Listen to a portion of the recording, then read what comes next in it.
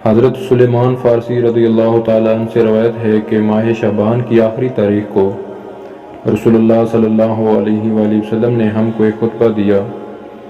اس میں آپ صلی اللہ علیہ وآلہ وسلم نے فرمایا، اے لوگو، تم پر ایک عظمت اور برکت والا مہینہ سایہ افکن ہو رہا ہے۔ اس مبارک مہینے کی ایک رات یعنی شب قدر 1000 مہینوں سے بہتر ہے۔ اس مہینے کے روزے اللہ تعالیٰ نے فرض کیے ہیں اور اس کی راتوں میں بارگاہ خداوندی میں کھڑا ہونے کو نفل عبادت مقرر کیا ہے، جس کا بہت بڑا ثواب رکھا ہے۔ جو شخص اس مہینے میں اللہ کی رضا اور اس کا قرب حاصل کرنے کے لیے کوئی غیر فرض عبادت یعنی سنت یا نفل ادا کرے گا تو اس کے دوسرے زمانہ کے فرضوں کے برابر اس کا ثواب ملے گا، اور اس مہینے میں فرض ادا کرنے کا ثواب دوسرے زمانہ کے 70 فرضوں کے برابر ہے۔ یہ صبر کا مہینہ ہے اور صبر کا بدلہ جنت ہے۔ یہ ہمدردی اور غمخواری کا مہینہ ہے، اور یہی وہ مہینہ ہے جس میں مومن بندوں کے رزق میں اضافہ کیا جاتا ہے۔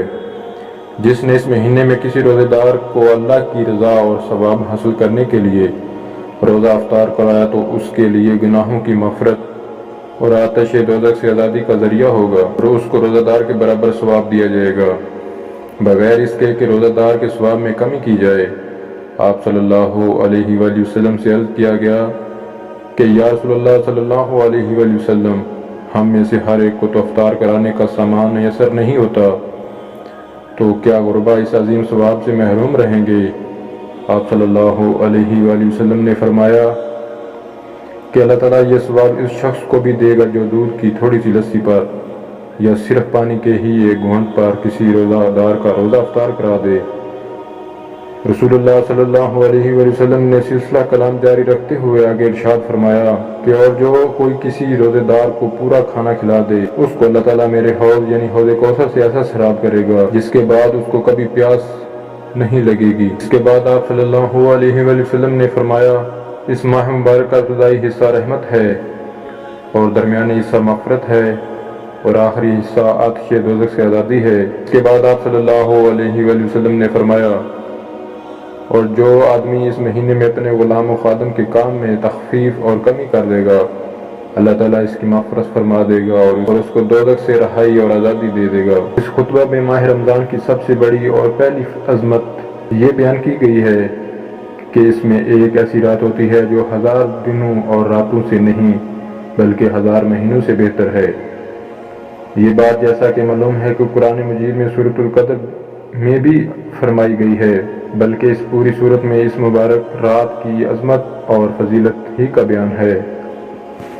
اور اس رات کی عظمت اور اہمیت سمجھنے کے لیے بس یہی کافی ہے۔ 1000 مہینوں میں تقریباً 30,000 راتیں ہوتی ہیں۔ اس لیلۃ القدر کے 1000 مہینوں سے بہتر ہونے کا مطلب یہ سمجھنا چاہیے کہ اللہ تعالیٰ سے تعلق رکھنے والے اور اس کے قرب و رضا کے طالب بندے اس ایک رات میں قرب الہی کی اتنی مسافت طے کر سکتے ہیں جو دوسری 1000 راتوں میں طے نہیں ہو سکتی۔ اسی طرح اور اسی کی روشنی میں حضور صلی اللہ علیہ وآلہ وسلم کے اس ارشاد کا مطلب یہ بھی سمجھنا چاہیے کہ اس مبارک مہینے میں جو شخص کسی قسم کی نفلی عبادت کرے گا اس کا ثواب دوسرے زمانے کے فرض نیکی کے برابر ملے گا، اور فرض نیکی کرنے والے کو دوسرے زمانے کے 70 فرض ادا کرنے کا ثواب ملے گا۔ گویا لیلۃ القدر کی خصوصیت اور رمضان مبارک کی ایک مخصوص رات کی خصوصیت ہے، لیکن نیکی کا ثواب 70 گنا ملنا یہ رمضان مبارک کے ہر دن اور ہر رات کی برکت اور فضیلت ہے۔ اللہ تعالی ہمیں ان حقیقتوں کا یقین نصیب فرمائے اور اس پر عمل کرنے کی توفیق دے، آمین۔ اس خطبہ میں رمضان کے بارے میں بیان کیا گیا ہے کہ یہ صبر اور غمخواری کا مہینہ ہے۔ دینی زبان میں صبر کے اصل معنی ہے اللہ کی رضا کے لیے اپنے نفس کی خواہشوں کو دبانا اور تلخیوں اور ناگواریوں کو جھیلنا۔ اسی طرح روزہ رکھ کر ہر روزہ دار کو تجربہ ہوتا ہے کہ فاقہ کیسی تکلیف کی چیز ہے۔ اس سے اس کے اندر ان غربا اور مساکین کی ہمدردی اور غمخواری کا جذبہ پیدا ہونا چاہیے جو بیچارے ناداری کی وجہ سے فاقوں پر فاقے کرتے ہیں۔ اس لیے رمضان کا مہینہ بلا شبہ صبر اور غمخواری کا مہینہ ہے۔ یہ بھی فرمایا گیا کہ اس ببرکت مہینے میں اہل ایمان کے رزق میں اضافہ کیا جاتا ہے۔ اس کا تجربہ تو صاحب ایمان روزہ دار کو ہوتا ہے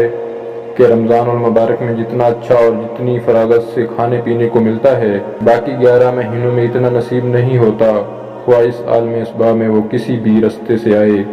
سب اللہ کے حکم سے اور اسی کے فیصلے سے آتا ہے۔ خطبہ کے آخر میں فرمایا گیا کہ رمضان کا ابتدائی حصہ رحمت ہے، درمیانی حصہ مغفرت ہے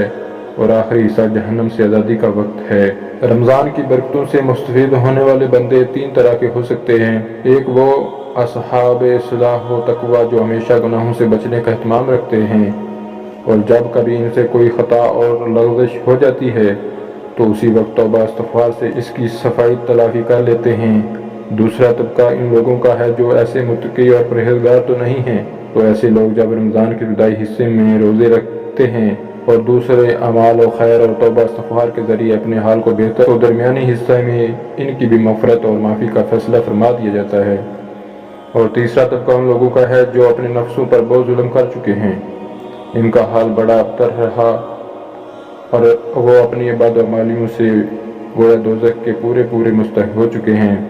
وہ بھی جب رمضان کے پہلے اور درمیانی حصے میں عام مسلمانوں کے ساتھ روزے رکھ کر وہ توبہ استغفار کر کے اپنی سیاہ کاریوں کی کچھ صفائی اور تلافی کر لیتے ہیں تو آخر اشرا میں جو دریائے رحمت کے جوش کا اشرا ہے، اللہ تعالیٰ دوزخ سے ان کی بھی نجات اور رہائی کا فیصلہ فرما دیتا ہے۔ سبحان اللہ۔